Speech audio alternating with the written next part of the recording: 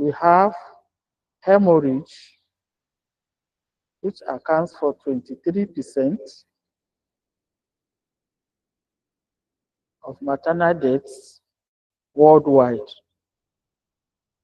and it is the leading cause of maternal mortality. The second one is sepsis, infection, which accounts for 17%. Then the third one is prolonged and obstructed labor, that counts for 11%. We also have pregnancy-induced hypertension, preeclampsia and eclampsia, that counts for 11%. We also have unsafe abortion, which also accounts for 11%. Those are the 5 direct causes of maternal mortality.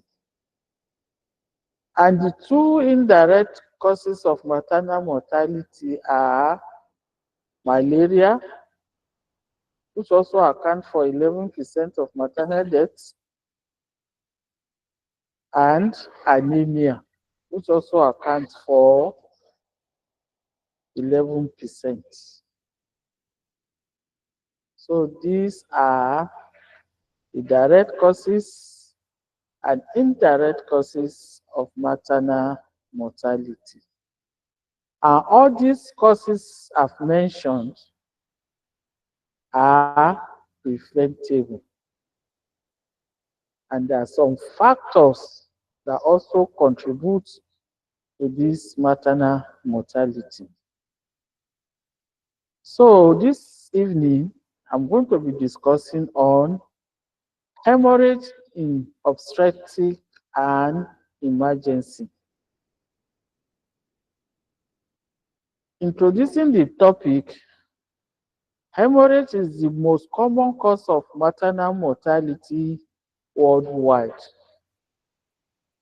It accounts for about 30% of maternal deaths, and deaths from hemorrhage can often be avoided. The issue with hemorrhage is that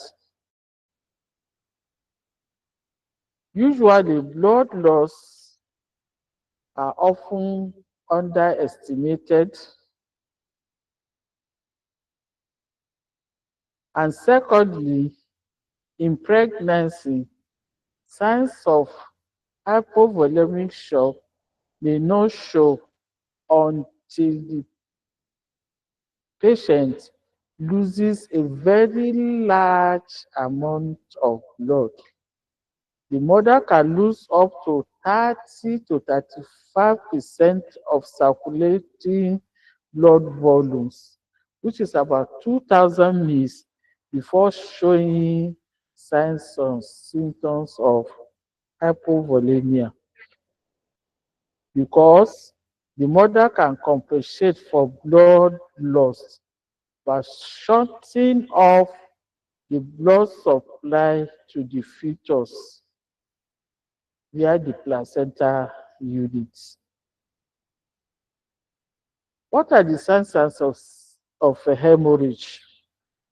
Usually, there is paleness, increased heart rate, increased respiratory rates, fetal abnormalities, confusion, reduced blood pressure, and this is usually one of the very late signs. We also have reduced urinary output, and bleeding may be obvious or hidden.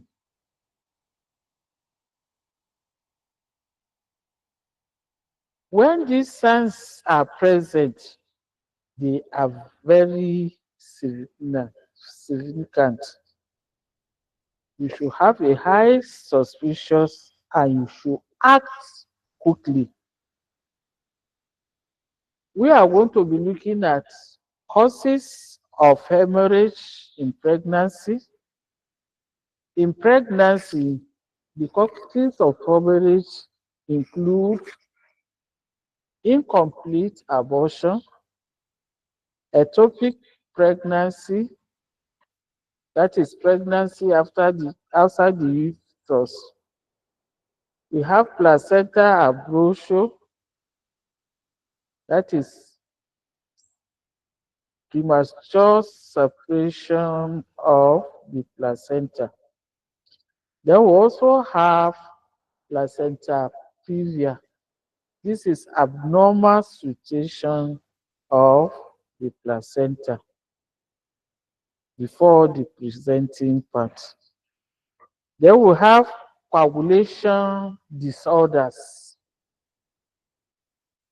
Causes of hemorrhage in labor are placenta abruption, placenta previa, ruptured uterus, and coagulation disorders.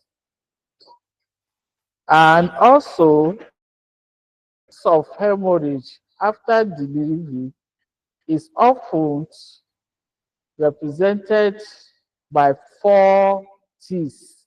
T's. The first one is the first T is for tone. That has to do with uterine anatomy. When a woman delivers and the uterus fails to contract, the woman loses a lot of blood. The second T is for tissue.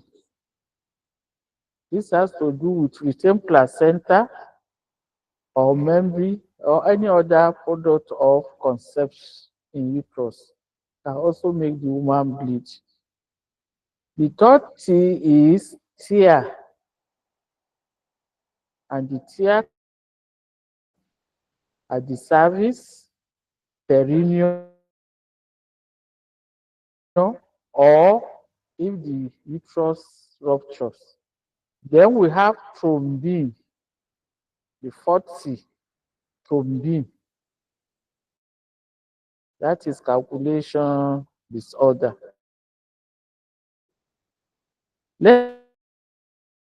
Let's look at the management of hemorrhage. The management of hemorrhage or bleeding depends on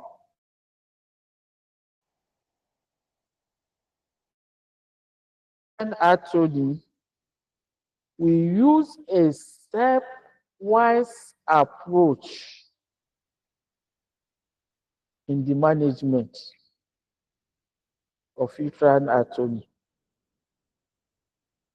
First of all, we empty the bladder, give oxytocin drugs, check for placenta completeness and genital tract injuries, do a bimanual compression, aortic compression, and apply uterine tamponades. These central tamponades are supplies or equipment used that goes directly into the uterus,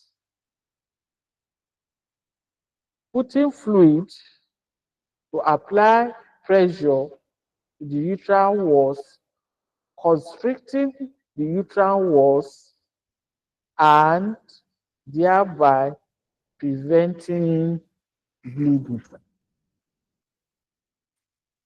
There are various types of uterine tamponades.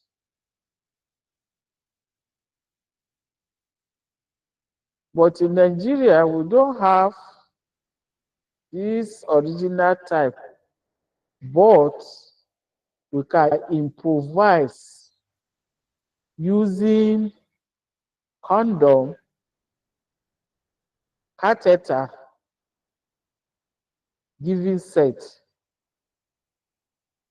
You can use them as uterine tamponade to provide the same function the original uterine tamponades that they have in the developing countries to perform the same function of applying pressure to the uterus and stopping or reducing blood loss. In management of hemorrhage, we should have a written protocol in each of the facilities or hospital. Use the ABC approach. That means if you have a coming in with bleeding or bleeding after delivery, the ABC approach we are saying is that before you start looking for the cause of the bleeding, you have to check the patient's A for airway. Check the patient's airways. Is the airways patent? Is it obstructed? If there's any obstruction, you remove the obstruction. If the patient is not breathing properly, you apply your airways maneuvers like head tilt and chin lift. This will allow the patient to breathe properly.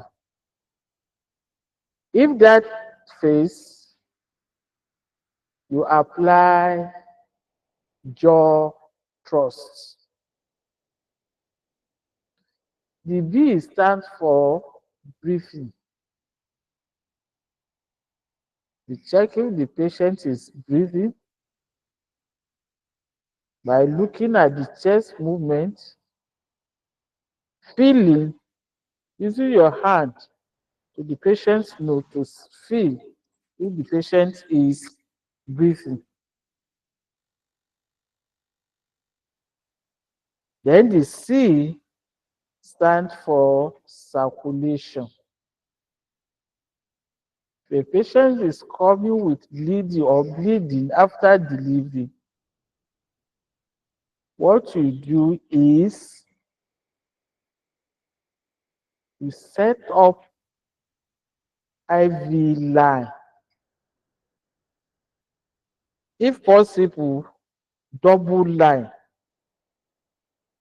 with large bow cannula. That is 16 gig or the largest type of cannula that is available.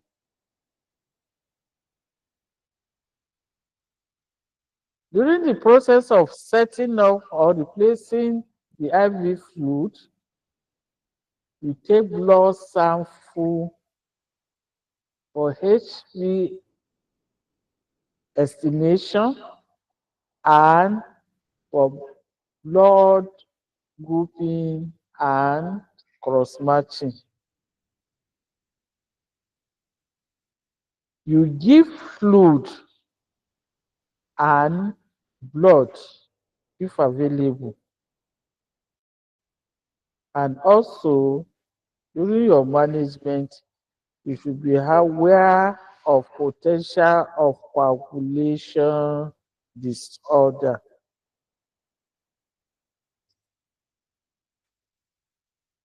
Steps to stop bleeding. 1. Good history taking is very important. You do a systemic examination to determine the cause of bleeding. The stoppage of bleeding depends on the cause, as I've said. You apply your ABC, find the cause of bleeding, and treat the cause. Diagnosis of ectopic pregnancy should be done clinically and you act quickly.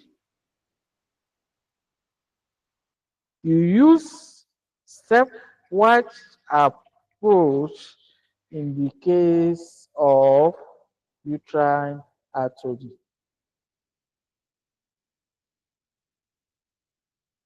Bleeding in early pregnancy. This is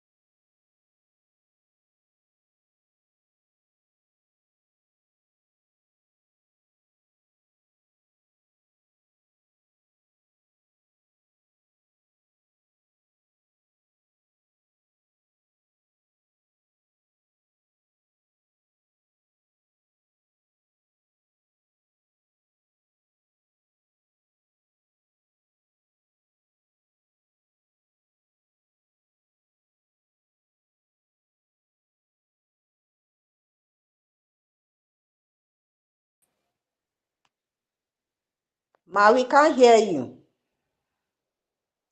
Your mic is muted, ma.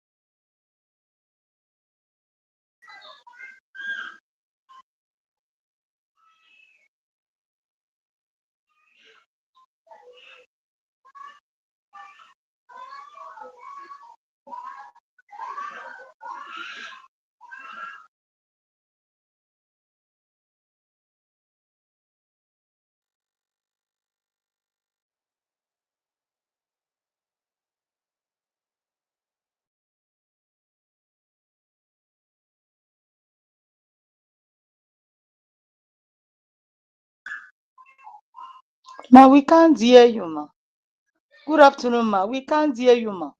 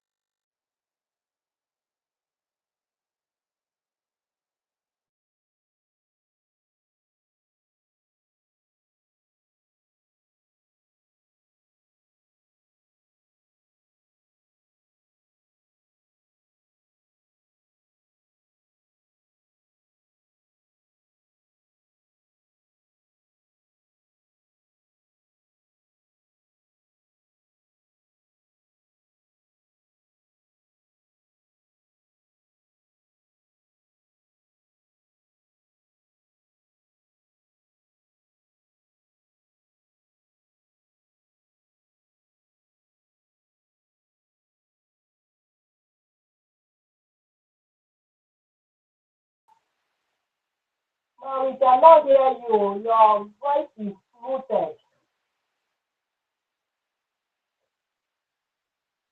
Is anybody getting what she's saying here?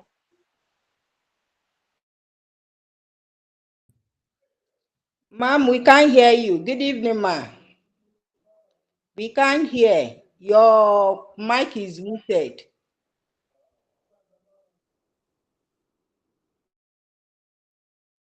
Ma, we can't hear from here. Oh. Your mic is muted, ma. Good evening, ma. We can't hear you, ma.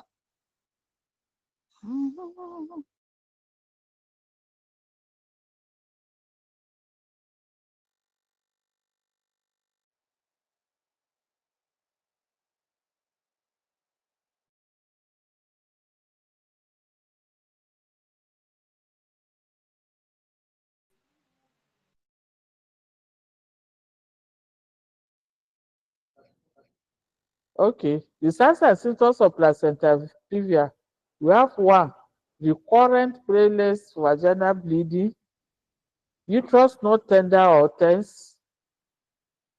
Eh? Are you here now? Fetal parts are easily felt. Can you hear? Yes, ma. Yes, ma'am. Oh. Hello? Can you hear me now? Yes, ma. Yes, We ma. can hear Yes, you ma. now. Yes, ma'am. We can hear you now.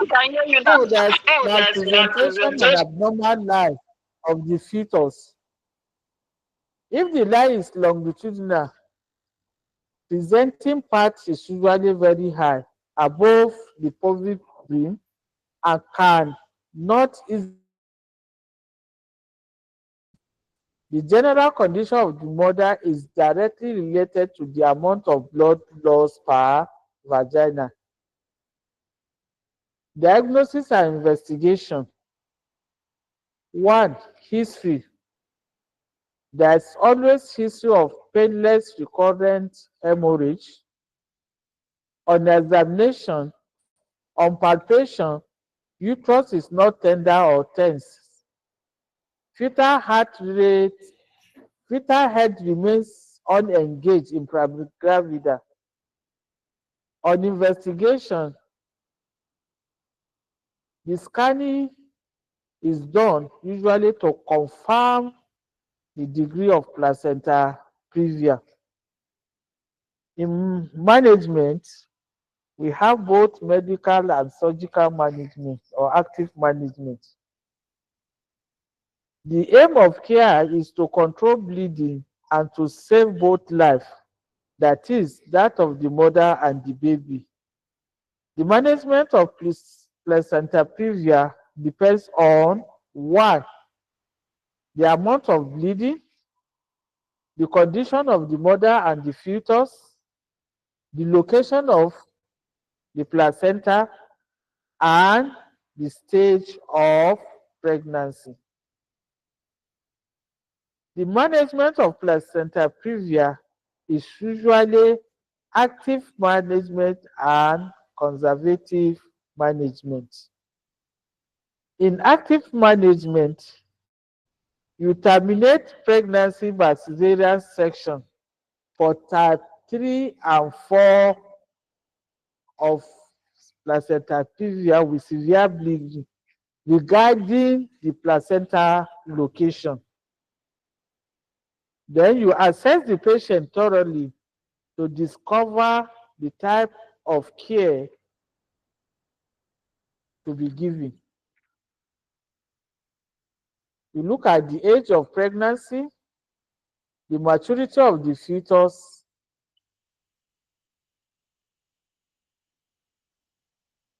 then you also look at the location of the placenta. That is, if it's type 1, it will help you determine maybe to allow the patient to go on spontaneous vaginal delivery. And if patient is anemic at 6 to 7 months, you build up blood and keep watch on both mother and the fetus. In the conservative management of placenta previa, if the bleeding is slight and mother and fetus are well, the mother is kept to rest until the bleeding stops.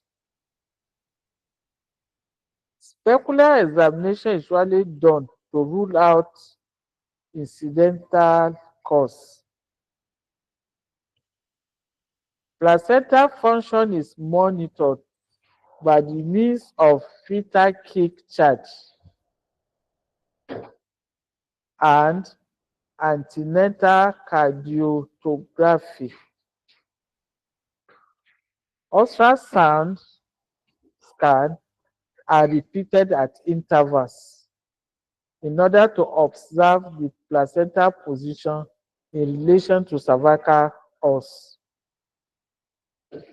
Vaginal examination is usually allowed in type 1 and if possible in type 2 unless the placenta is immediately above the sacral promontory. Nursing management. You admit and reassure the client. Do a general examination.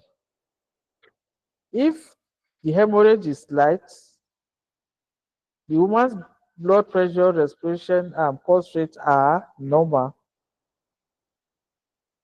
In severe hemorrhage, vital signs, especially blood pressure, is low.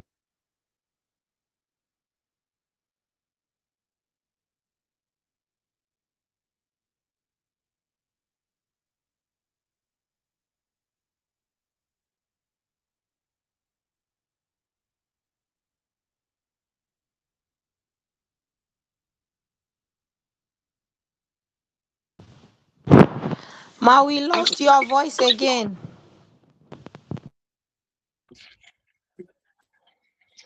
Hello? Yes, we can hear Hi. you now. The, Hello? Can you hear Can me you now? hear me now? Yes, ma. Can you hear me now?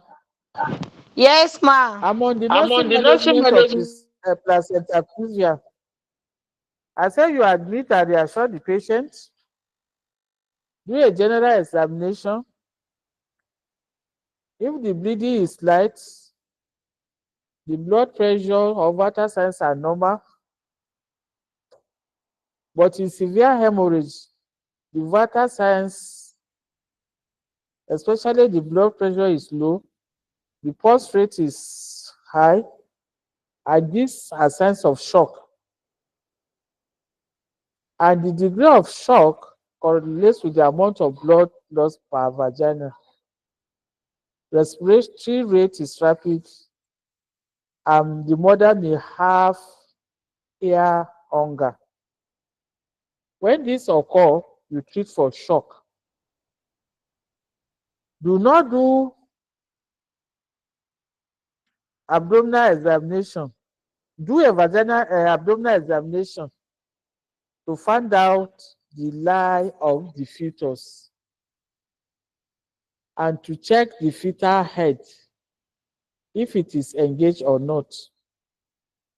If the fetal head is not engaged, prepare the client for cesarean section and inform the doctor depending on the age of gestation and the mother's condition. Do not do vaginal examination. Keep all blood suck materials, the quantity, the amount of blood loss. This will help in assessing fluid replacement. Assess fetal condition by asking mother of the fetal activities. Assess by using ultrasound scan or penile fetoscope or stethoscope. If fetal hypoxia is present, it has become an emergency and medical assistance should be called urgently. The management also depends on three types on the type of facility. Management in the primary healthcare level, you start infusion with rigorous lactate or normal saline, give oxygen by face masks or nasal tube, refer immediately to a higher care center. The management in the secondary or tertiary health level, this is where the actual management depends on the severity of bleeding, the condition of the mother and fetus, the location of the placenta, and the stage of pregnancy. In moderate or controlled bleeding, when the fetus is alive but premature, management can be considered until fetal maturity. If no bleeding occurs, woman is maintained in a complete bed rest until delivery. Then you manage anemia with blood transfusion and hematinics to ensure availability of cross-match blood in case it is required. If delivery is imminent in premature fetus, that is, if the pregnancy is up to 34 weeks, administer dexamethasone 16 milligrams start and 8 milligrams 12 hours later to prevent respiratory distress syndrome. Are we together? Yes, ma. Are you still hearing me? Okay. So that's all about placenta previa.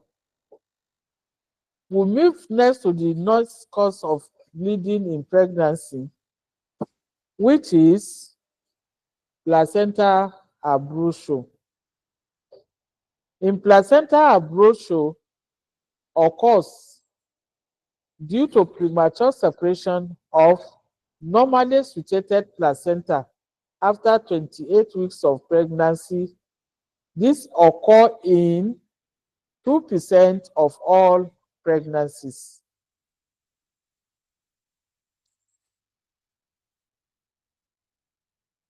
Causes of placenta abruption.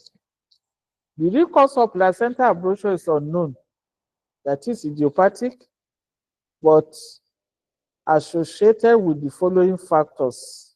1. Pregnancy-induced hypertension, sudden reduction in uterus size, example in hydromenus, direct trauma in the abdomen may partially dislodge the placenta. It may also follow external cephalic fraction and artificial rupture of the membrane. It may also be associated with pain due to uterine contractions. It will occur in severe infections, short cord, graft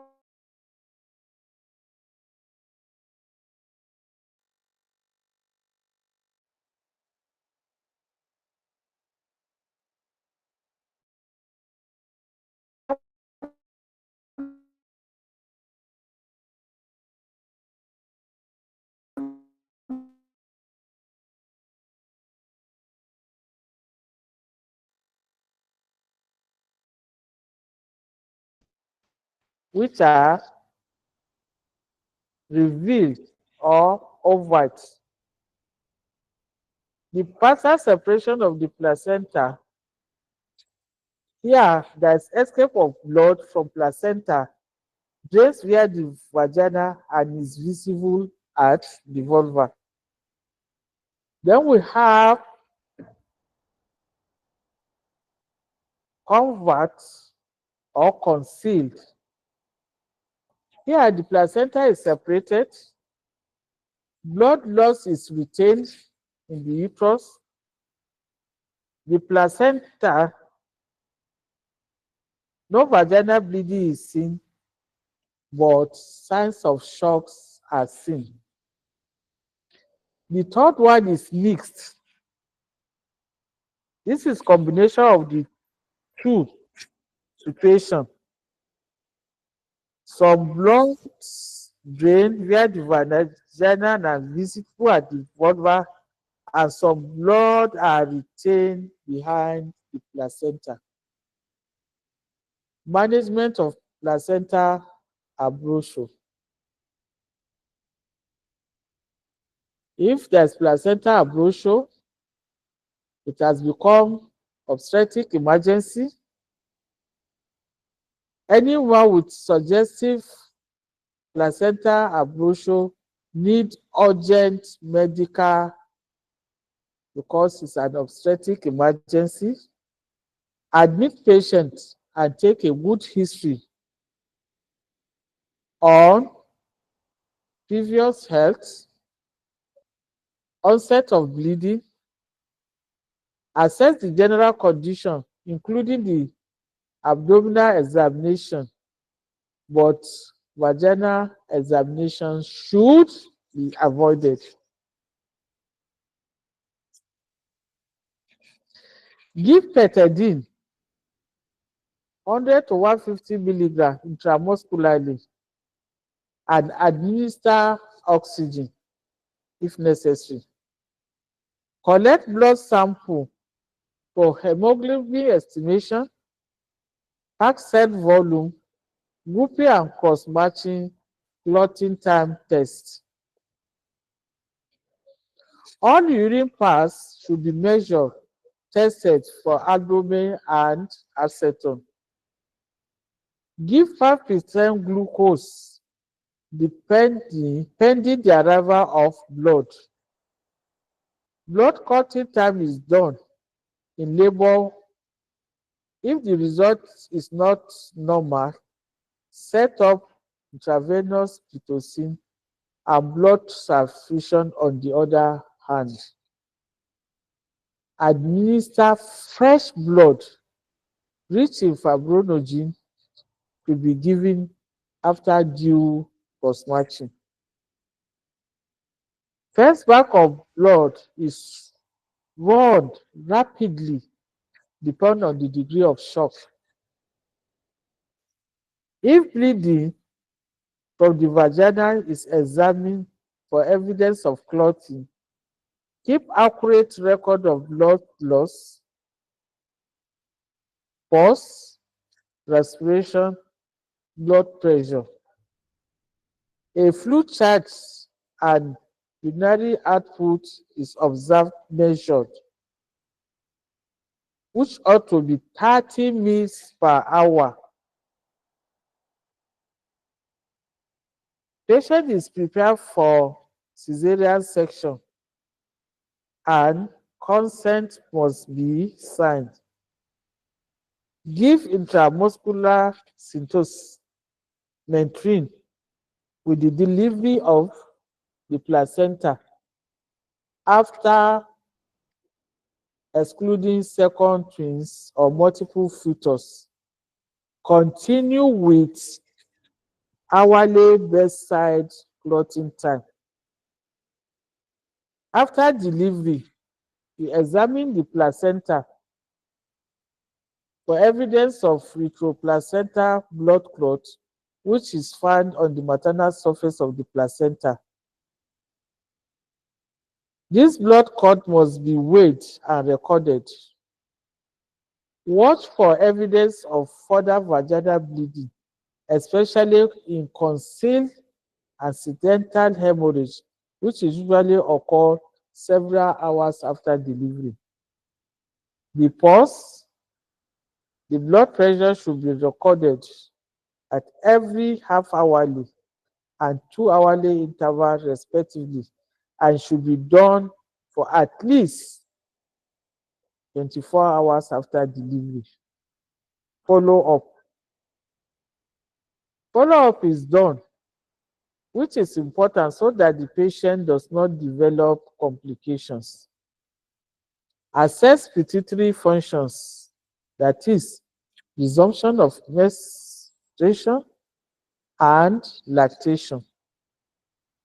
If any abnormality is detected, it should be treated on time. Complication of placenta abruption to the mother.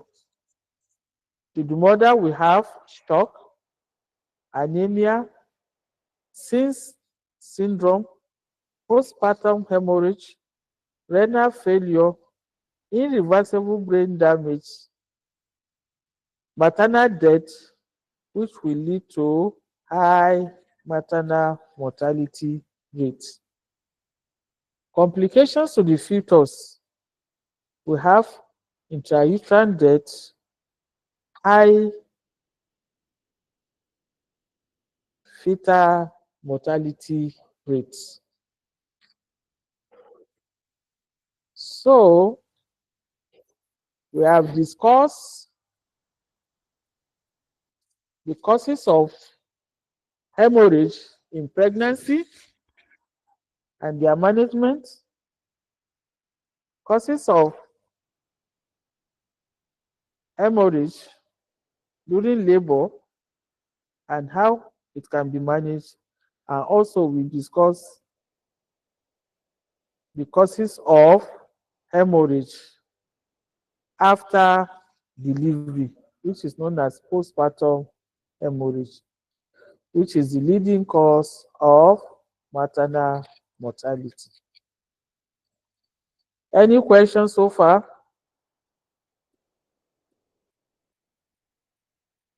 Hello? Are we still in the class? Hello? Yes, ma. Yes, ma, we are still in the class. Are we together? Yes, ma. We have discussed hemorrhage in obstetric, which is the leading cause of maternal mortality worldwide. We have looked at Yes, ma. reason why we fail to recognize hemorrhage on time, which are due to underestimation, and in pregnancy, until the mother loses a lot of blood, usually up to 30 to 35, that is 2,000 mils, before the mother shows signs of shock. And because of the compensative mechanism in the mother, that if she's bleeding, there is cut of supply to the fetus, and that give her chances of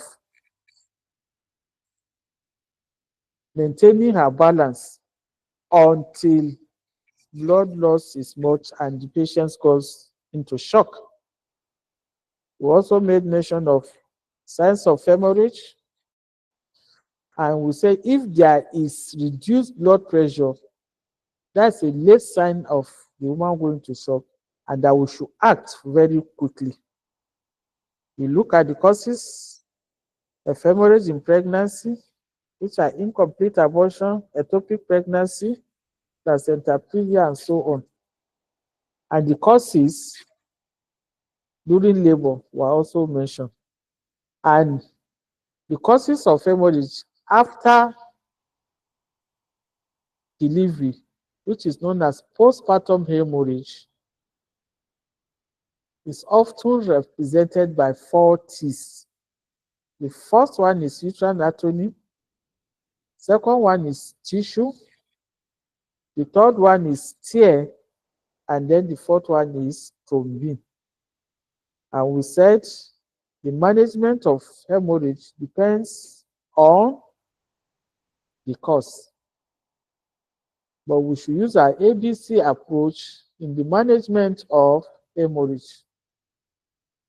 If a woman is bleeding, you make sure that the airways is clear, make sure that the woman is breathing, and then circulation. In maintaining the circulation, you put your IV fluid. Before you start putting the IV, you draw blood samples for HP estimation, blood clotting time, grouping, and cross matching. And then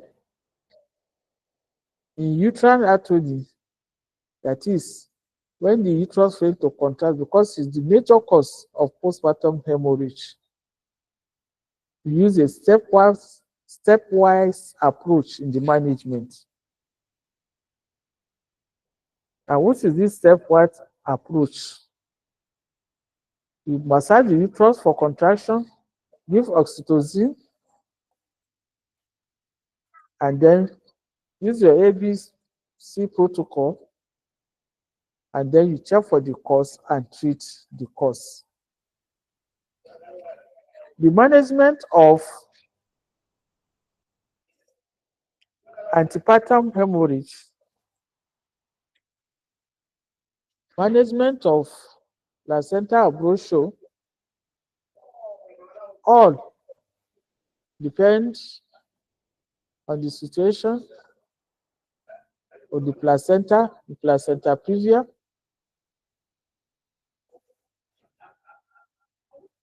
and also the stage of pregnancy, the condition of the mother and the fetus, and then the management will also depend on the facilities. If it's in the rural area, you use your ABC approach, set your IV, and refer patient to a higher level of care. In case of secondary or tertiary institution, where management, it depends on the cause and the location of the placenta. If it's type 1 and 2, vaginal delivery may be possible, and this depends on the stage of pregnancy, the location of the placenta,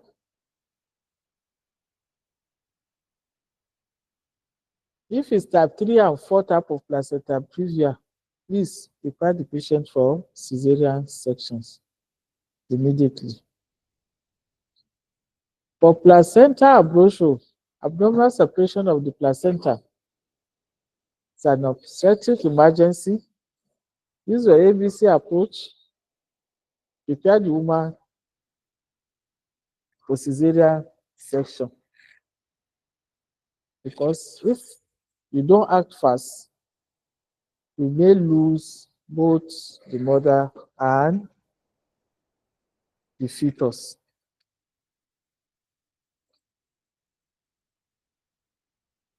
So that's all about hemorrhages in obstetric. Any question? Any question? No, ma. No Any question, ma. No question. No question, ma. Okay, I have questions. What's the difference between placenta previa and placenta abruption? What's the difference between placenta previa and placenta abruption? Ma, placenta previa is the abnormal Okay, situation of placenta, the positions of placenta, okay, the location. While placenta abrupture is the premature separation of the placenta, detachment of the placenta. thank you. Looking at the types, what's the difference between placenta previa and placenta abruption?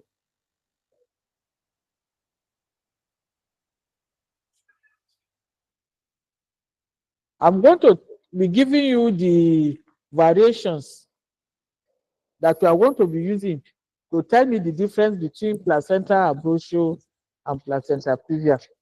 When you look at the types, anybody?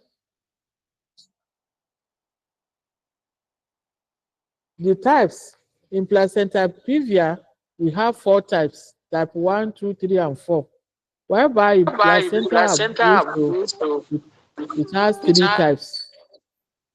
Reveal, conceal, and mix. When you look at shock,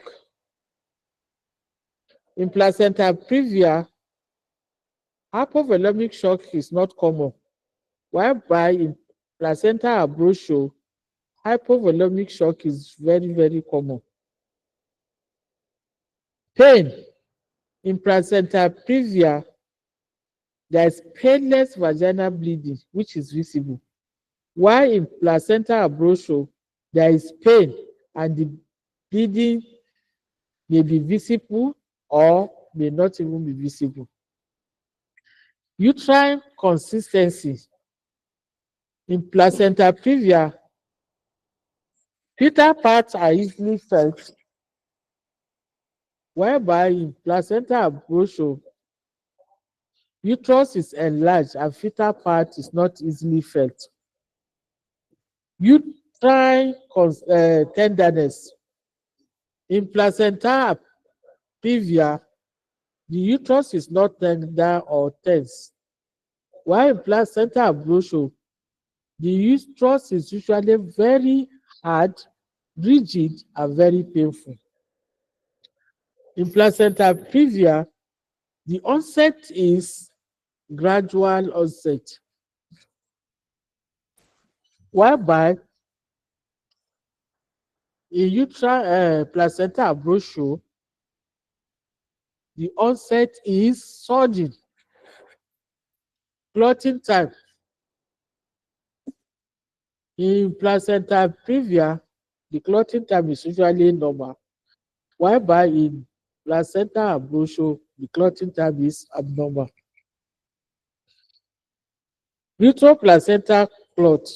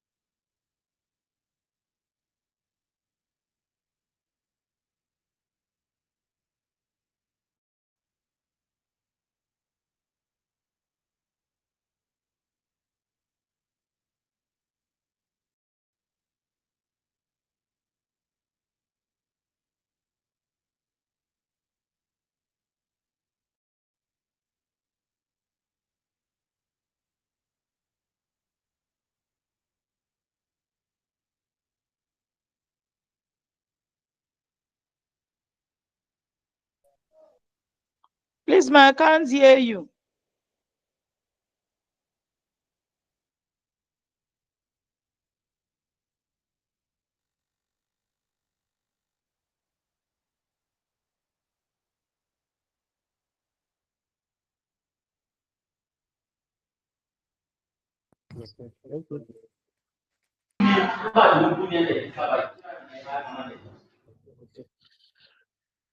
I'm trying to differentiate the difference between placenta previa and placenta abruptio using the various variables. One of you have used one of the variables to differentiate, that is the definition, by saying that placenta previa is abnormal location or situation of the placenta, while placenta abruptio is premature separation of normally situated placenta. So I went further to say the types.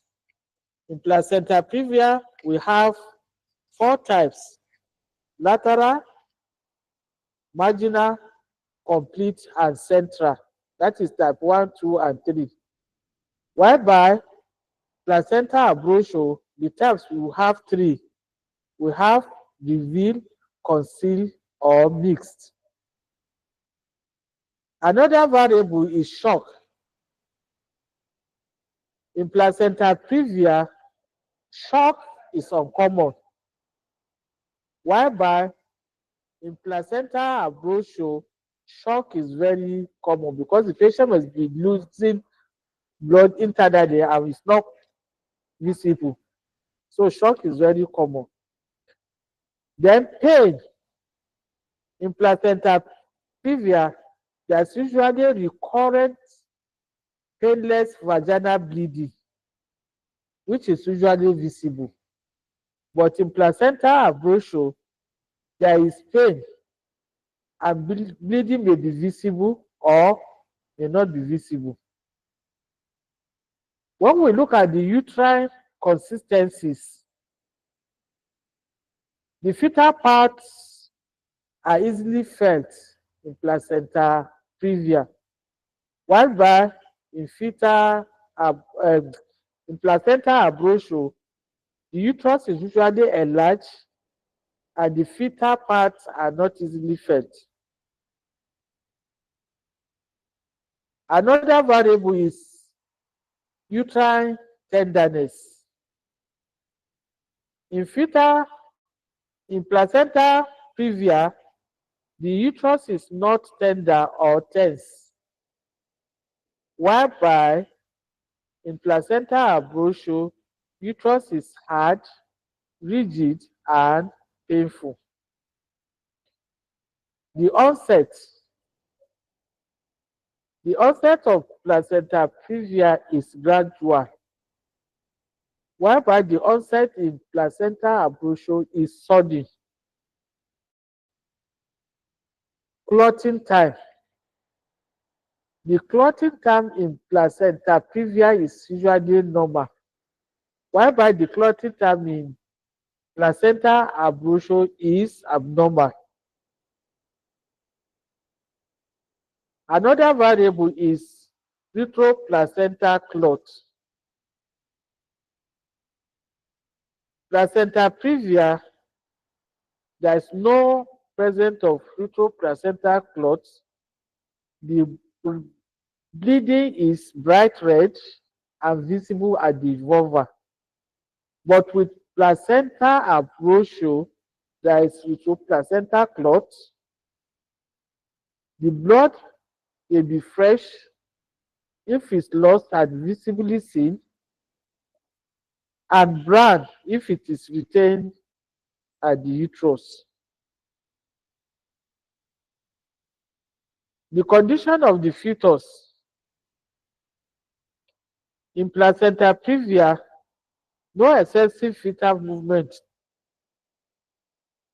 malpresentation and abnormality is common. While in placenta abruptio, there's usually excessive movement and cessation of the fetal movement. Here, malpresentation abnormality is not common. Then, the last variable, which is history. In placenta previa, no history of pregnancy-induced hypertension, headache, vomiting, or epigastric pain. Those are signs of preeclampsia. But in placenta abruptio, there may be history of pregnancy-induced hypertension, headache, vomiting, and epigastric pain. So those are the differences between placenta previa and placenta abruptio. Are we together? Can you hear me now? Yes, ma. Yes, Wow. we can hear you. Hello? We can hear you, ma. Yes, ma, we can hear Yes, you, ma. ma. We can hear you. Mr. Alex, Yes, ma. We can hear you. We can hear you, ma. Yes, ma, we can hear you. any question? Are we clear? Yes, ma. I'm Okay. clear, ma. Oh, that's all about Yes, ma. Yes, hemorrhage ma. as the leading cause of maternal mortality. Yes, ma. That's hemorrhage. I've discussed hemorrhage as the leading cause of maternal mortality and the causes, how we can manage each. Reason why hemorrhage is a problem, we have discussed. And when we see those signs, we should act immediately. And the treatment, we use ABC approach, and it depends on the cause.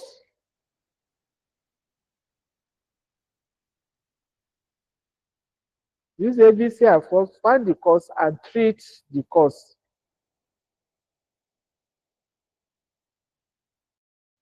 We should know that when we see a patient that is bleeding, we should be alert that this patient may run into shock.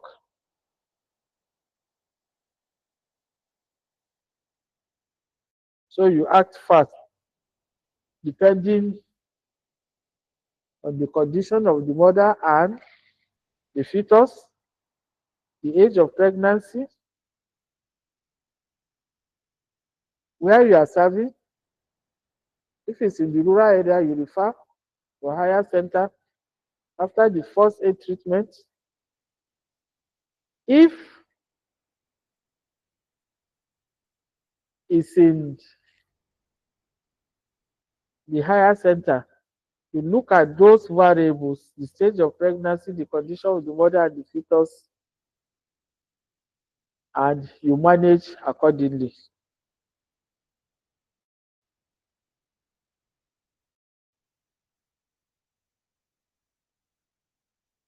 So that is it.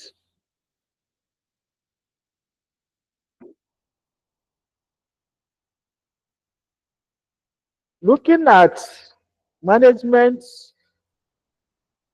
of hemorrhage, a patient can go into shock. We can prevent hemorrhage by our active management of third stage using oxytocin drugs. We can also manage one of the causes of hemorrhage by manual removal of the placenta, especially if there is retained placenta and the patient is bleeding. We can also manage shock by the use of anti-shock garments. Have you all seen anti-shock garments? Have you all seen anti-shock garments? Yes, ma. Hello? Yes, ma'am. Yes, ma. Okay. Yes, ma'am. So in prevention of hemorrhage,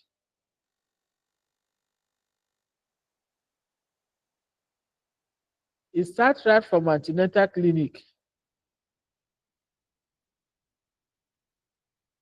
In that, we monitor the pregnancy, check for anemia, and treat anemia before the patient even goes into labor to stabilize the patient, because anemia can also be a cause of postpartum hemorrhage. The patient is not having enough blood, so if she loses even small amount of blood, it can deteriorate her condition.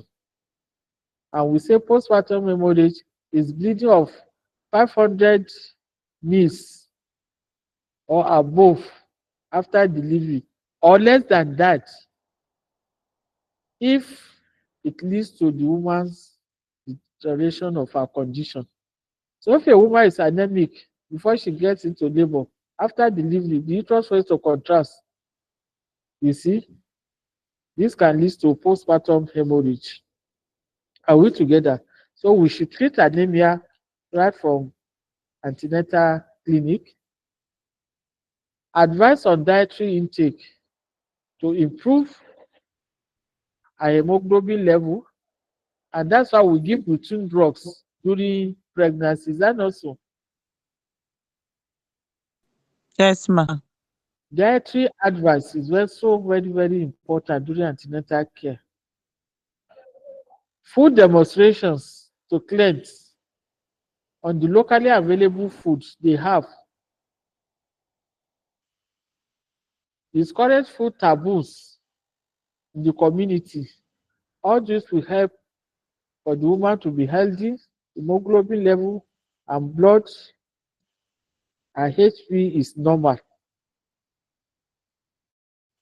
When do we say a woman is having anemia in pregnancy?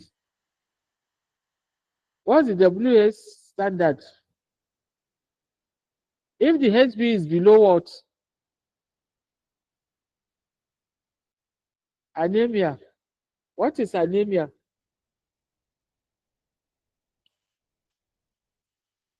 That's an assignment.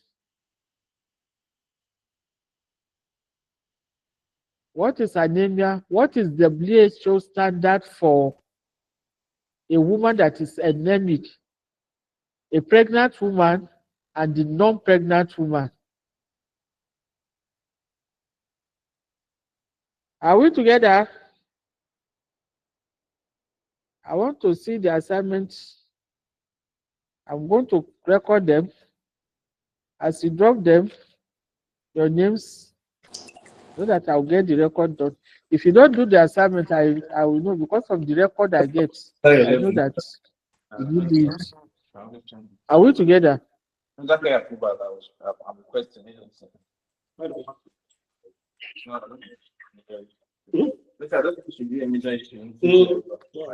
Then during labor, we should prevent obstructed labor. Misuse of oxytocin that can lead to ruptured uterus. Give episiotomy when due for procedures that needs episiotomy to prevent the woman from tear, excessive tear or cervical tear. This one say Make na sure the woman is the second day, the cervix is fully dilated before you ask the woman to push. Guide the perineum properly to prevent tear. Then after the delivery, you use active management of third stage. Yes, I'm listening. The active management of third stage begins with the delivery of the baby.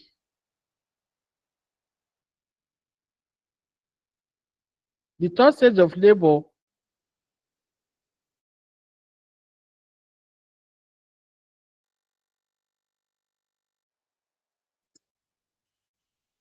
the placenta,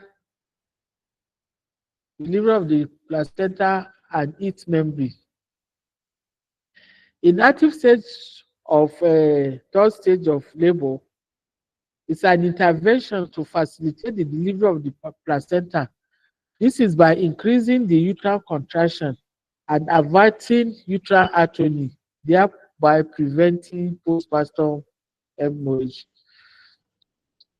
What we are saying that the active third stage of management of third stage are management you do for a patient to facilitate the delivery of placenta, to prevent PPH, that is by increasing the uterine contractions and then delivery of the placenta. So what do you do in the active stage management? One, immediately you deliver the baby, you place the baby on skin-to-skin contact on the mother's abdomen. You dry the baby and keep the baby warm. Assess the baby's breathing and perform resuscitation if need. Cover the baby's head. Cover the mother and the baby together. The steps in active management of third stage. There are 3 steps in active management. One, administration of oxytocin agent, e.g., oxytocin, misoprostol, ergometrin, etc. 2, uterine massage. 3, delivery of the placenta by control contraction. The first step, which is administration of oxytocin, is as soon as the baby is delivered, to increase the uterine contraction, to causing the blood vessels to compress, reduce the incidence of bleeding. You administer within the first minute of delivery of the baby. Having ruled out that there is no any other fetus, you give oxytocin, symptometry, any of those one available, or misoprostol. In step 2, you try to rub the uterus for at least 5 minutes in every 15 to 20 minutes for up to 2 hours after delivery. This will make circular movements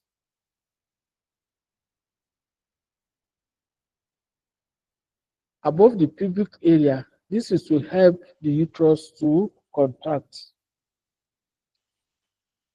You delay cord clamping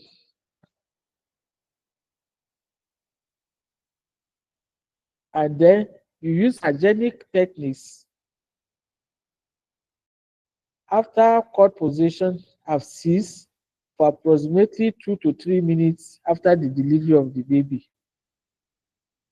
The third step is delivery of the placenta by control cord traction (CCT).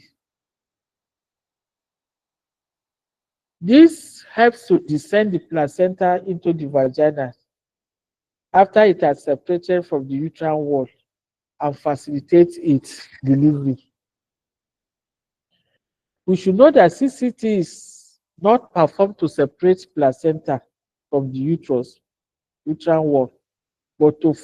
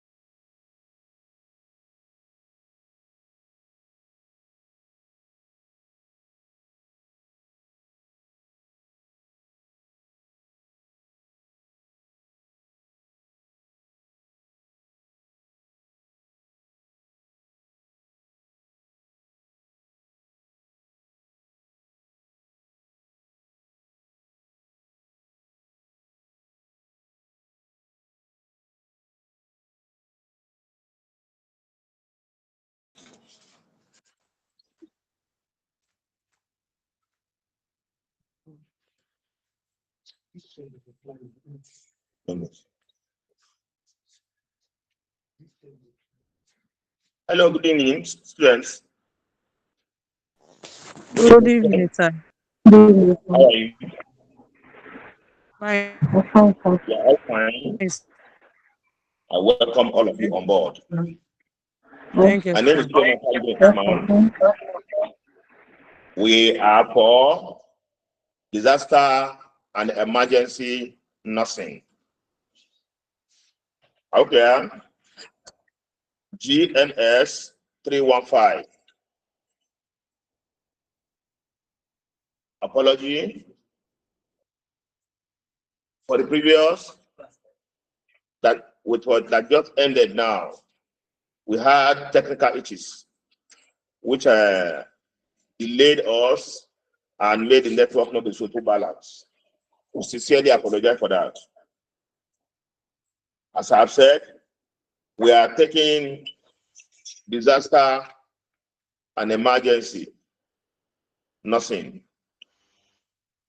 Hence, last time we ended our discussion with classification of casualties. We ended our discussion with classification of casualties.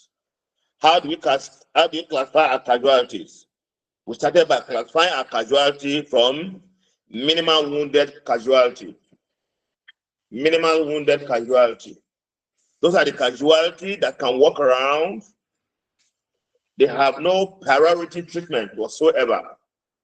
So they can move from one place to the other, despite the fact that they were involved equally in the accident.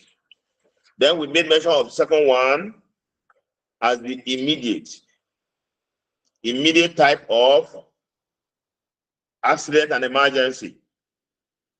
The treatment of this kind of patient requires immediate and urgent treatment that will save their life.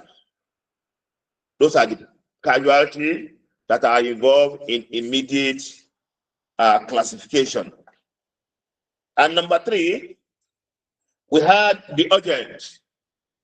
The urgent classification, that is, they are expected to give care to this casualty, which will be utilized in them with slim of hope of recovery. This type of casualty that they call urgent, the possibility of them surviving the accident is slim, or we call it 50-50 chance. Those are the category of casualties in this subject matter we call urgent casualty. Then number four, we discuss among the classification of casualty, number four, we say the delayed casualty or semi-urgent casualty. In delayed or semi-urgent casualty, their treatment can be delayed. On this kind of patient, their treatment can be delayed for hours or even days without jeopardizing their life. Maybe patient that just sustained injury, the injury is not much, or there's no evidence of any injury that will require maybe requesting them to enter into the theater to stop their bleeding, or taking them to any emergency area. Maybe they had a contused wound. In contused wound, maybe something just knocked at them and they are feeling pain, and the pain does not stop them from moving around. They are the kind of patient we call delayed patient. Then the last one among the classification is non-urgent casualty. Non-urgent casualty, they are the kind of casualty that require treatment to need to be categorized as the treatment of other completed. This type of non-urgent casualty patients, they are casualty that can be delayed until when others are taken care of before you now come to them. So they are kind of casualty that does not make any pressure on the medical staff for them to be treated. So they allow you to manage those that requires an urgent management. So those are the kind of casualty. We said number one, we said minimum wounded casualty. Number two, we have the immediate care casualty. Number three, we have the urgent type of casualty. Number four, we have the delay type or the semi-urgent casualty. Then the last one, we have a non-urgent patient or non-urgent casualty. And I told you non-urgent casualty are the kind of casualty patient that you can leave them until when you finish all your management before you come to them. Now, let us look, what are the causes of various? What are the causes of various disasters and management? We have reasons. What are the causes? Well, we will now make mention of air disaster, like plane crash. When there's plane crash, this is a disaster.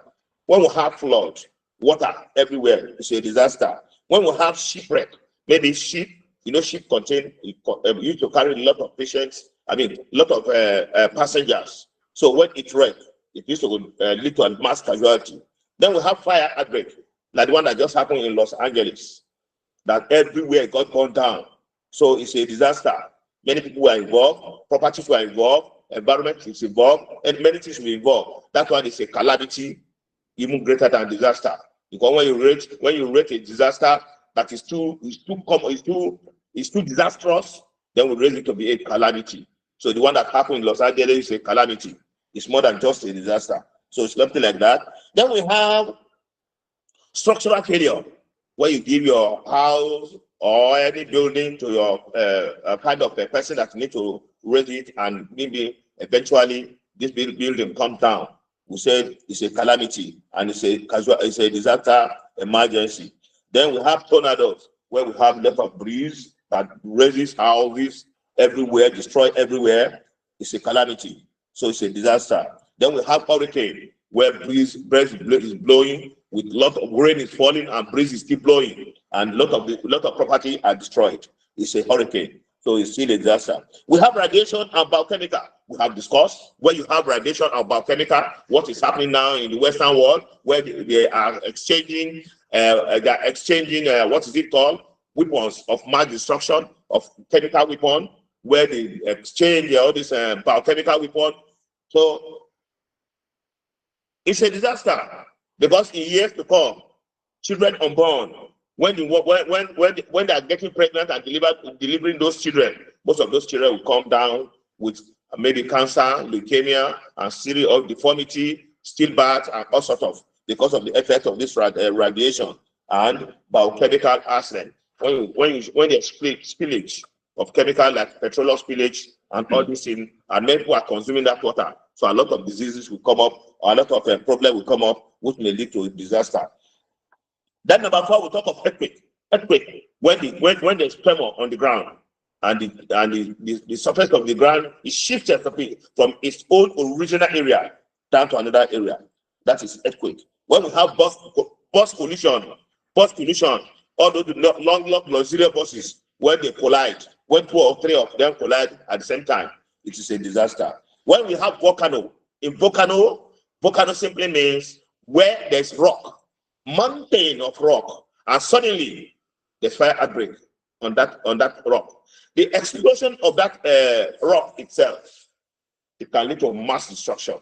Talk less of the fire coming out of it. So it can lead to mass destruction. That is what we call volcano. Then we have snowstorm. In some country, you can't just come outside. When you come outside, under 10-15 minutes, you are freezed. Or even the zinc of your house, everything in your house is freezed. So in that area, you see many people will be dying because when one is freezed in such an environment, then the heart will stop working. So many people dying just on the street, just people dying. Where one person will wear about 10-15 clothes altogether to prevent freezing and also stuff. So they are known as snow. Let us look at the impact of various disasters. When there's disaster, then it must affect something. So what is the impact of disaster? You know that the impact of disaster cannot be positive. The impact of disaster, mostly they are negative impact. So let us look at it. 1, we have loss of life, many people will die. 2, we have physical injury, where many people get fractured and get injured.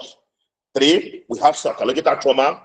People will lose their beloved ones. They are thinking, not even losing only the beloved ones. Many people we lost their property, which they have worked for several years.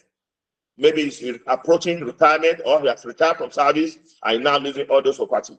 Thinking of how to regain back all this property will lead to psychological trauma. And even the social facility of that area is destroyed. What are the kind of social facility are we talking of? We're talking of hospitals, destroyed, market, destroyed, recreational center, destroyed, series of things where you can relax, destroyed, no area for merriment, nothing like merriment, nothing like realization, all are destroyed due to disaster.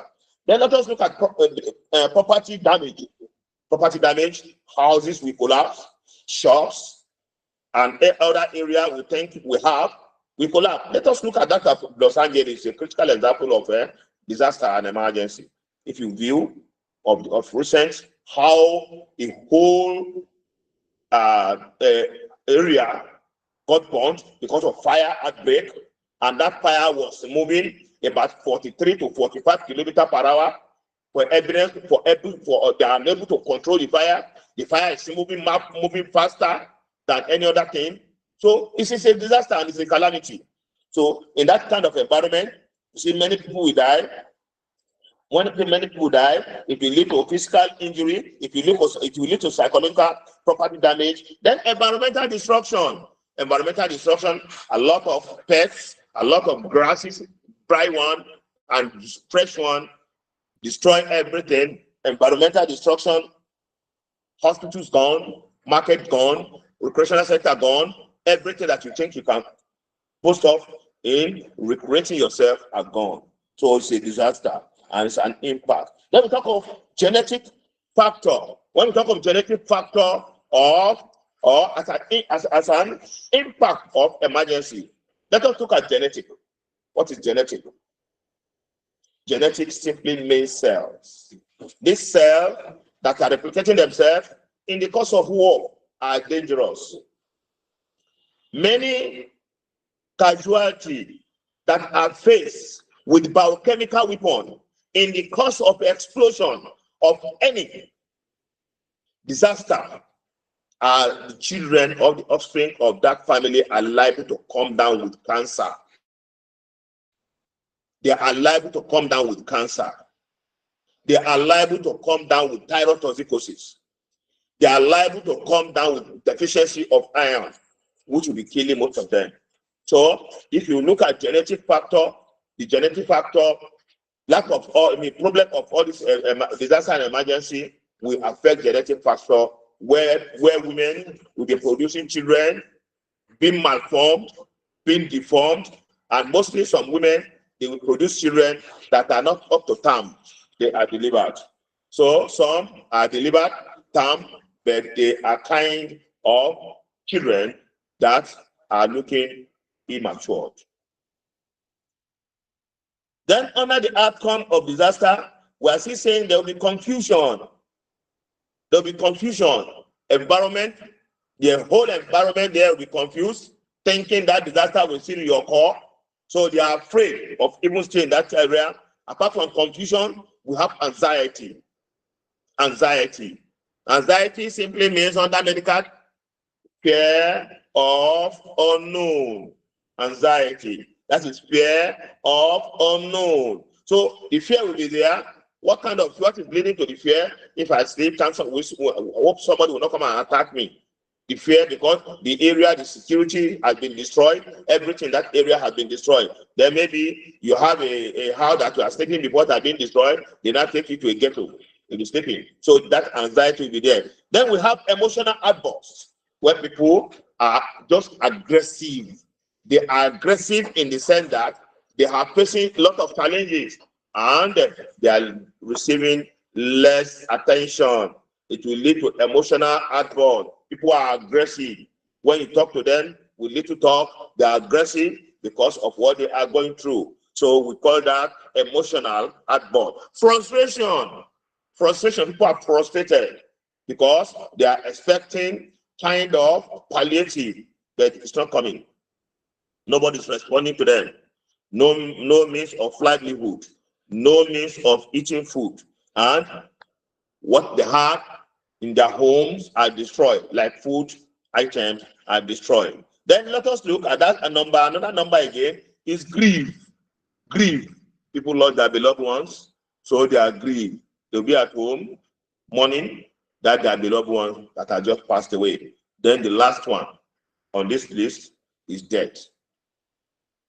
So when patients are faced with calamity, with disaster, mostly the end of it is that since even though they didn't die in the course of that inferno or in the course of that problem, eventually with all this, with confusion, with anxiety, with emotional outburst, with frustration, with grief, eventually they die. Disaster could be a man-made disaster and it could be natural. We have said that before. Prompt rescue operation, triage, emergency management, adequate rehabilitation of victims are very much important when there is disaster, either natural or man-made. Then let us look at category of sort. How do we sort out patients when there's emergency? How do you sort out patients when there's emergency? If you are called as a nurse that is emergency, maybe not in the hospital, and you are called to come and attend. First, in the triage, we have discussed triage. In the triage, a lot of things you are going to do. One, first priority patient. You have to know the first priority patient. And what is the first priority patient? Patient with airway and bleeding problem, which has something like cardiac arrest, uncontrolled bleeding, severe head injury, and open chest or abdominal wound. All these will serve with all those with severe burns and patients with shock. All these are people that must be first attended to. People with severe bleeding or uncontrolled bleeding, people with cardiac arrest, people with severe head injury, people with open chest or abdominal wound, and people with severe burns and shock are the kind of patients you need to attend first. Then let us look at second priority. The second priority, those with less severe burn, multiple treatment or multiple injury, spinal cord injury are in group of second priority.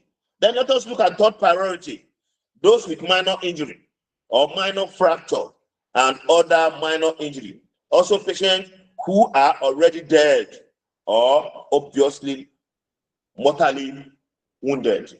In the third priority, people that sustain minor fractures that can be mobilized under POP, then minor injury, maybe the patient sustained injury, bruises elsewhere, and patient who are already dead, require less management. We have to focus and concentrate on those patients that require urgent attention. A dead patient, it is when you finish, you now come, but when you are less busy, you now come back to a dead patient where you are going to give last office. And a mortally wounded patient, when they say mortally wounded patient, this kind of patient are patients that you know that no matter what kind of management you give to them, they are dying.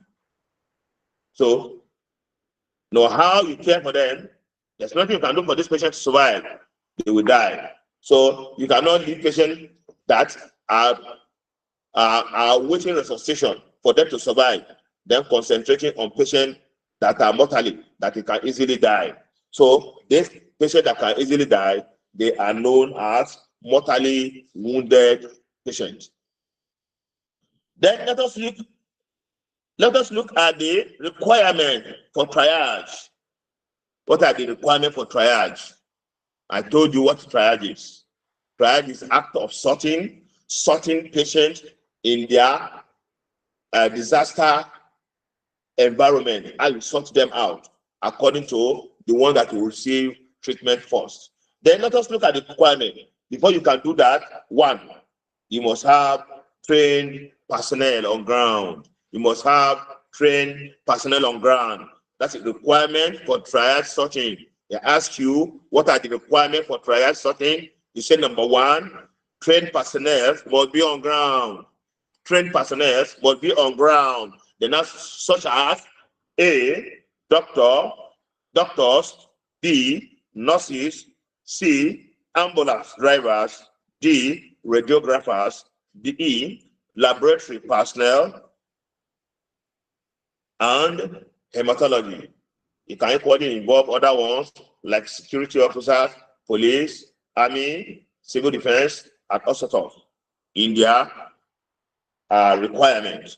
Then number two, we have adequate manpower with spirit, the core principle. Adequate manpower with spirit, the core principle. Adequate manpower with spirit, the core principle. What is spirit, the core? The spirit, the core simply means we are professionals. We are together. That is the spirit of togetherness. When nurse say a nurse, you say esprit de corps. When soldier say a soldier, say esprit de corps. Or when a military man says a military man, say esprit de corps. When I come to the hospital, I know you are a nurse. When you are talking to me and I tell you esprit de corps simply means we are together. So anywhere you hear the language of esprit de corps, that person that is telling you esprit de corps, if you look at him very well, it's your colleague, it's your professional colleague. Like when an army say an army, you say esprit de corps, an army telling an army esprit de corps, which show that that army himself is a soldier. So when I come to the hospital, I see you nurses seated, and I come, you are questioning me, and I'm telling you esprit de corps. Esprit de corps simply means we are together. So that is the spirit of esprit de corps. So there's adequate manpower. Adequate manpower before you start lifting patients.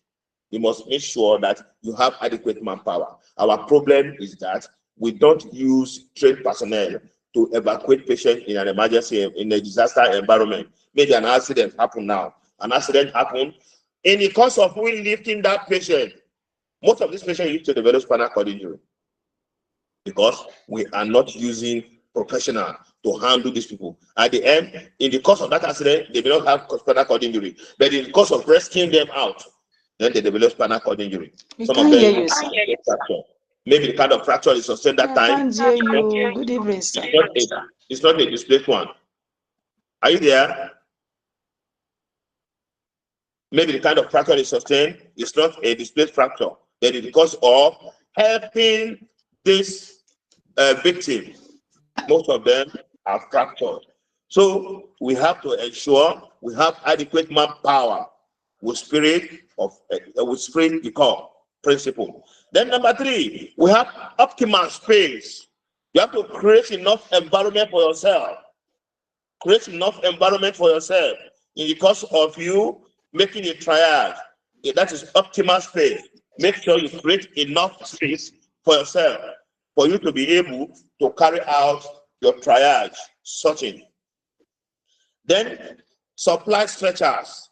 The stretcher will be used to convey this victim from that point into the ambulances or to the hospital, or from the hospital to the wards. So you require supply of stretcher. Then number 5, we talk of communication gadgets. Are you there? Are you there? Hello? Okay. In number 5, we talk of communication gadgets. As a requirement for triage sorting, you require a communication via gadget. What kind of gadget do you require in communication? You require telephone, you require intercom. You know, intercom are mostly used in the same locality within the hospital. Maybe an intercom from OPD to the wards. When they come with emergency like that, it is the duty of the senior nurse to communicate with the ward that they should prepare their wards. They are bringing in more patients because of the situation we have on ground. So we need communication gadgets like telephone. We have intercom. We have sirene. Sirene mostly on ambulance that help people clear roads, and other warning devices to alert the entire hospital or the ward. And intercom should be extended to theater so that whenever there's a need for theater to receive some of those victims, they are there. Then intercom should be extended to pharmacy and ICU to help in reducing moving around, in getting assistance for this victim. Number 6, which is the last one, we have documentation. We have to document all we are doing. Ensure you document everything, because some of these patients, after putting them, if it's not documented and they die, then it will be serious on the person that is involved to give response to the kind of things that happen. At times, we are busy helping patients. We don't even know the name. We don't even know the cause of their problem, but we are just busy. It is after they die, then they start asking you, what is the name of the patient? You forgot to ask. So you may not ask, you don't ask, you won't get it right. Then documentation, then registration. Make sure you enter every name of the patient that enters into your facility, or you are rescued from the scene of the accident. Make sure you enter their name. Know the cause of every individual. Categorizing observation in your paper. Observation, the kind of things, whether the patient is conscious or unconscious, looking kept, unkept, responding to stimuli. If he's unconscious, what kind of stimuli is the patient responding to? Is it a light stimuli? Is it a medium type of stimuli? Is it a deep stimuli that is responding to? You have to document all this. Patient himself, is he able to walk with the ward? Was he stretched the ward to stretcher? Was he talking? Was he not talking? All these things are things that you have to put into your writing for you to have good documentation. Before you are asked, you have documented what you require.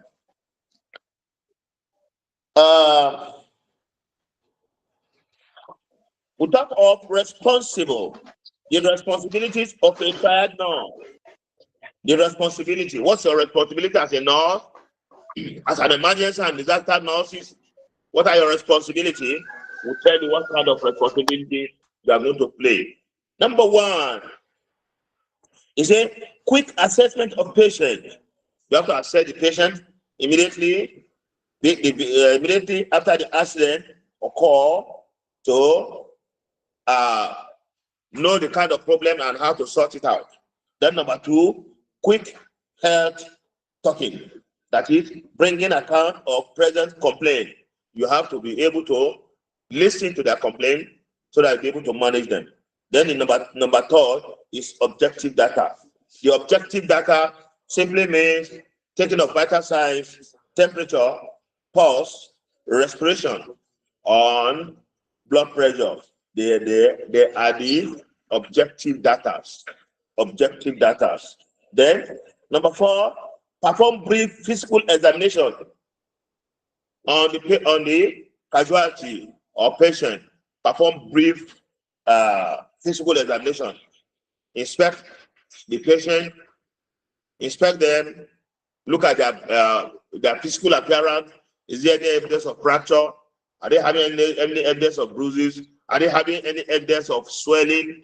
Are they contused somewhere that evidence of bleeding, internal bleeding is there? You have to ensure you take what we call physical examination. Number five, is it determine the area of primary provider? Determine the area of primary provider. This simply means that you determine which hospital is closer that can be used. It is your responsibility, you that is rescuing them. You should know that the area of primary provider, e.g., nearby hospital, nearby maternity hospital, then other hospitals that are nearby. First are the one that you need to make use of when you are rescuing patients. You don't rescue patients that you know they are badly wounded, then you need to walk about 20 to 40 kilometers ahead because that is the biggest hospital you have in town or in that environment. You have to ensure you give primary support to this patient so that they could be relieved from their pain, bleeding, be stopped, not breathing well, be handled, and a series of other things like that, that will be able to save the patient's life.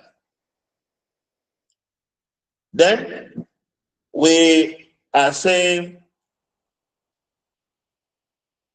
then number 6, is that indicate and provide documentation.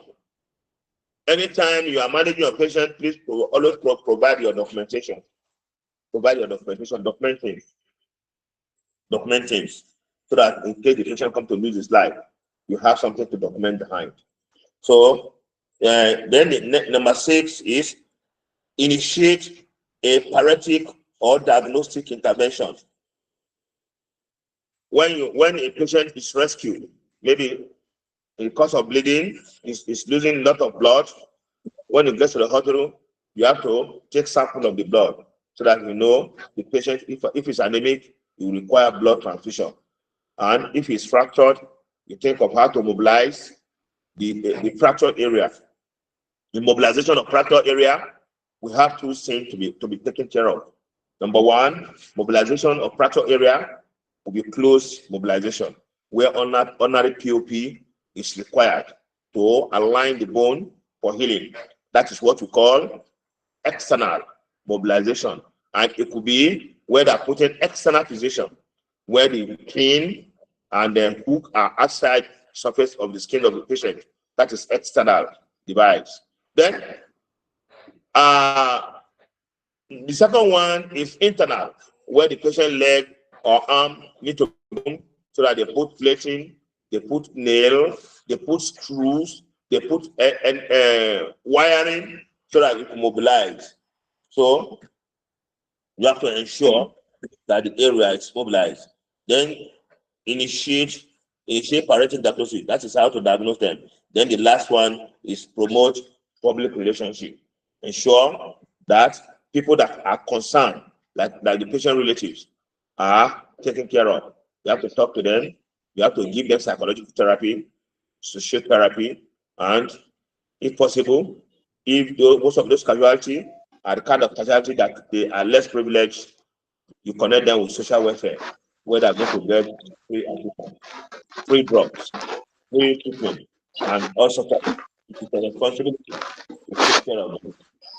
Out there, so that is the assessment and your responsibility as a nurse on a triage patient. If we are clear. Then let us look at the emergency resuscitation measure. What measure do you put on in emergency resuscitation? What are the principles of emergency or first aid principle? Number one, the principle of emergency resuscitation. One, assess the situation. When you get to an area where there's emergency situation disaster, when you get there, examine the area if it's an explosion, so that you may not be standing on a bomb and you don't even know you are standing. So you have to examine the area, count down the area for you to be sure that there's no other explosion. That is why I told you earlier, people that are part of rescue team, we have police, we have army, we have navy, we have everybody on board, so that where it requires that we need to count down the area, we have security personnel that will count down the area before we start rescuing. Number two, he said, make sure you are safe. Make sure you are safe. Your safety is paramount. So the area you are, if you don't study the environment and there's explosion of another type, of any form, then you are liable because of your carelessness. Number three, assess all casualty and give emergency first aid help. Those are the responsibilities you need to do in the course of your rescuing them. Then let us look at the assessing the situation or accident and emergency. One, you say quickly observe what has happened and look for danger to yourself and to the casualty. When you get there, you first ask, what is the cause of the problem? What is the cause of the disaster? They may tell you there was outbreak of fire. They may tell you two vehicles have collided. They may tell you that we don't know who planted a bomb, and the bomb, somebody climbed it or somebody touched it and it exploded. You can never say never. That bomb they have planted there, maybe it's not only one. Maybe it can be planted all around. If you are not careful in observing it, it may be dangerous. Number two, be fast but calm and control yourself in that risk.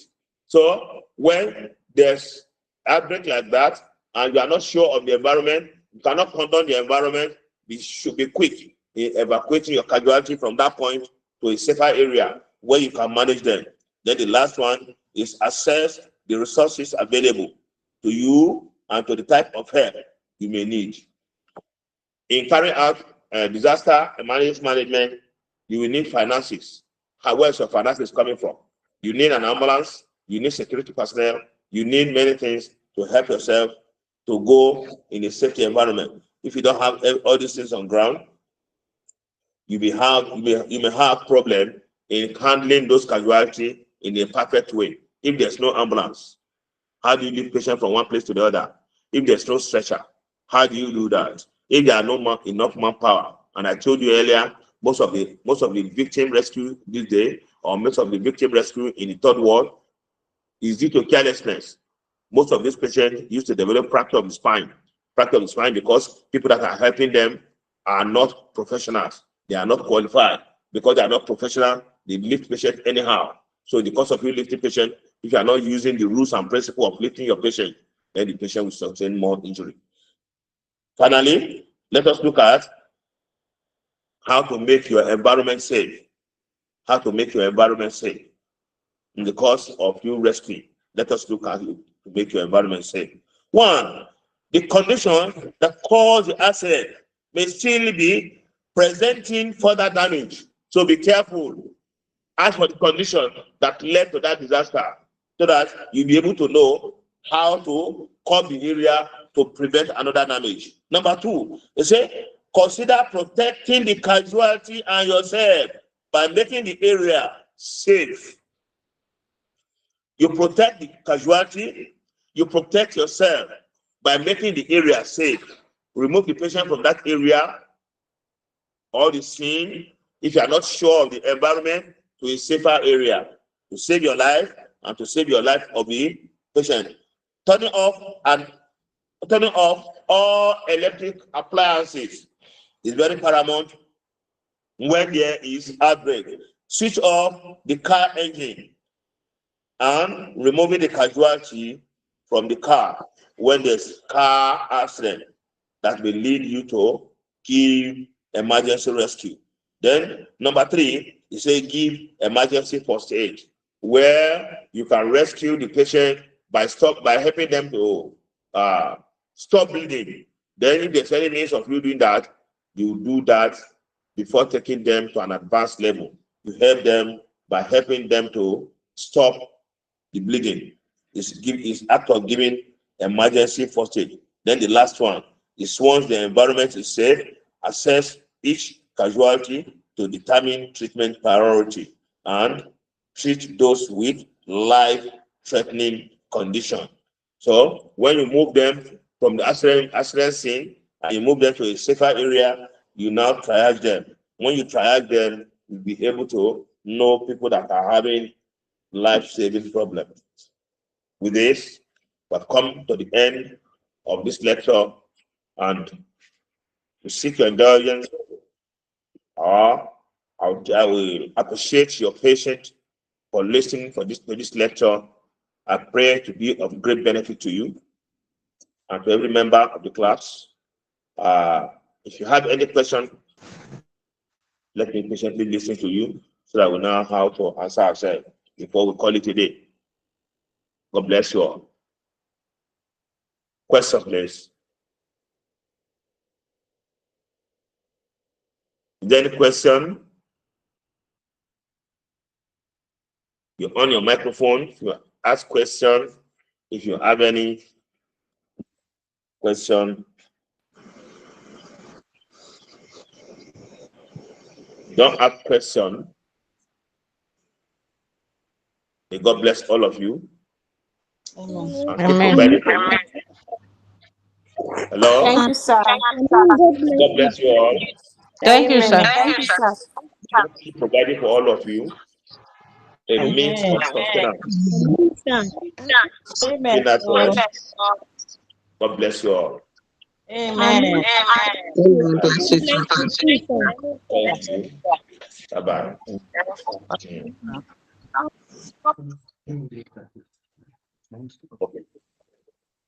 Okay. Hello, good evening, everyone. I believe you are all hearing me. We can hear you, sir. Yes, we can hear So you. we really apologize today for the break in transmission sometimes due to our network, but we really apologize for all that. Yeah, it's the network issue. Most of you staying around me now, you know that today there was network issue very well today due to some of the things we are actually doing, but we really apologize for that. And then this is where we have to end today's class. By tomorrow, we'll be having class by 3 p.m. Yeah. We'll be having class by 3 p.m. For those of you that are looking for records, you can go to our, now we are streaming every class on YouTube. You understand?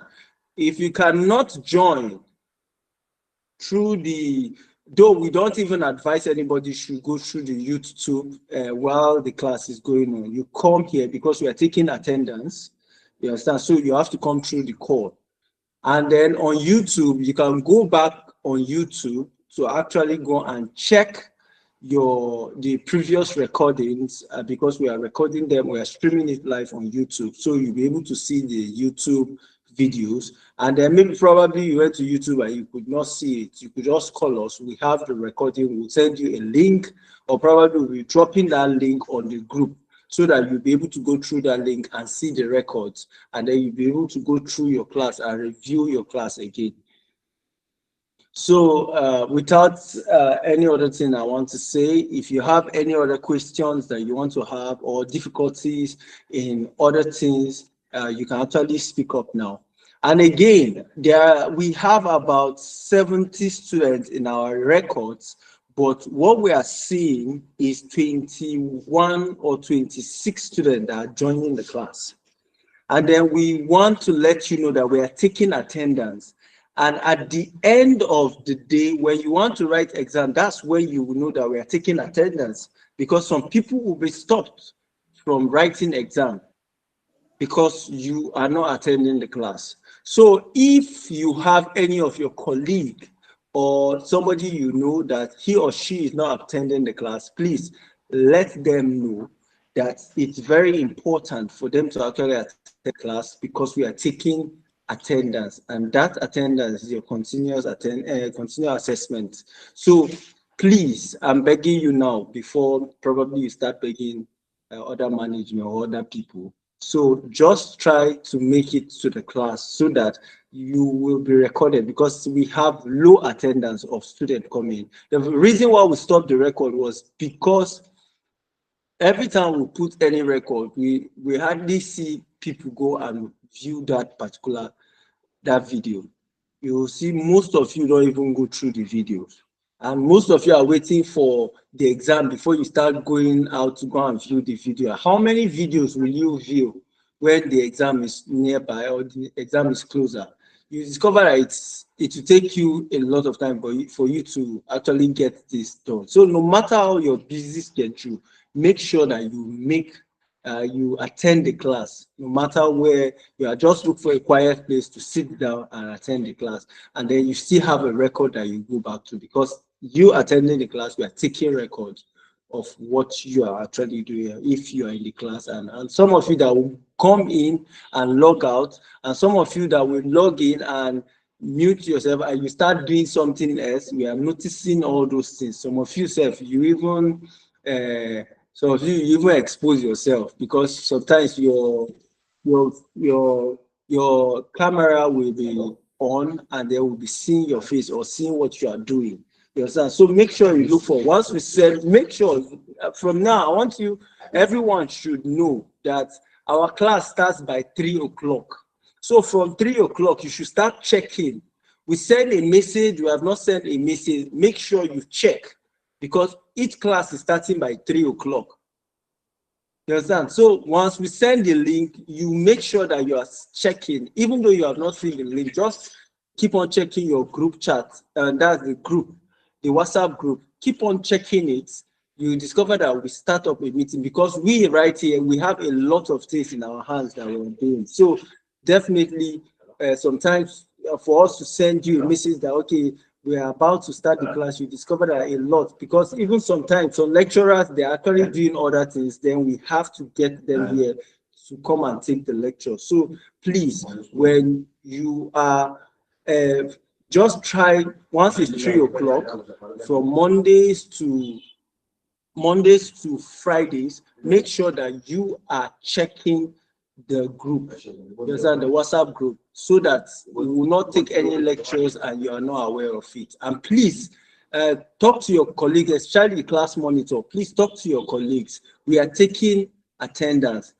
We are taking attendance. I repeat myself again, we are taking attendance. Tell your colleagues that are not joining, they should start joining, because I could practical know almost the people that are actually coming into this class. I'm seeing their names, I'm seeing each one of you, your name and your surnames here, and even your emails are already recorded. You understand? So we already know the people, the numbers of people that are joining the class, and how many times they have been to the class. So please make sure that you inform your colleague they should join the class. If there is any question, open up. You can actually ask your question before I end the class. Any question? You can unmute your mic if you have question. Good evening, sir.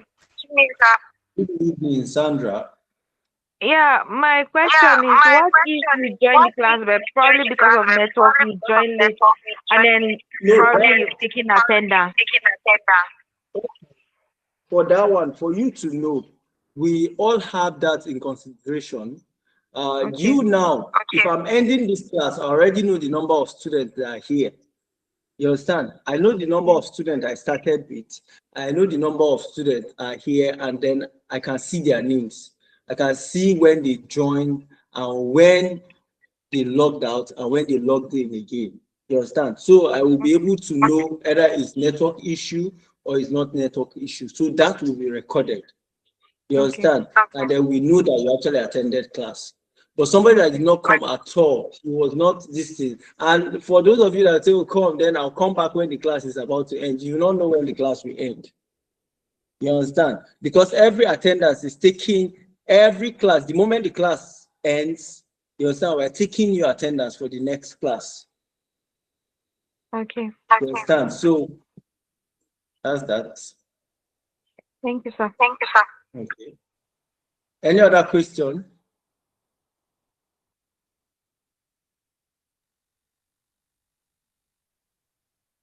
Any other question? Yes, sir. Good evening, sir. Evening. You okay, sir? You're well understood, but you said the lecture is starting by 2 tomorrow. No, 3. I said 3, sorry. 3 Okay, o'clock. okay, tomorrow. 3 p.m. Yes, every day from Mondays to Friday is 3 p.m. Mondays to Friday, 3 p.m.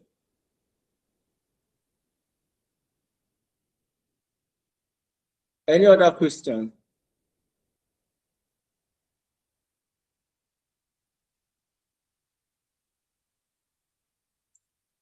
Okay, so please encourage your colleagues to actually join the class, because there will be, before your exam, there should be a practical class that you people will come in, and in that practical class, it will be very, very sensitive, because we'll make sure that that attendance is really, really, even this attendance is very important. And that practical class, the attendance will be very, very, very important, because it is a practical class, and then we'll be doing it here, and it will be live. So your attendance is needed and is very, very important. Working on that. So make sure that you inform your colleagues to join the class too. And then our attendance is still going on. So if there is no any other question, I think if you permit me, I can end the class now. Okay, sir. Bye-bye and have a wonderful rest. Thank you so Bye bye, much. sir. Thank you, sir.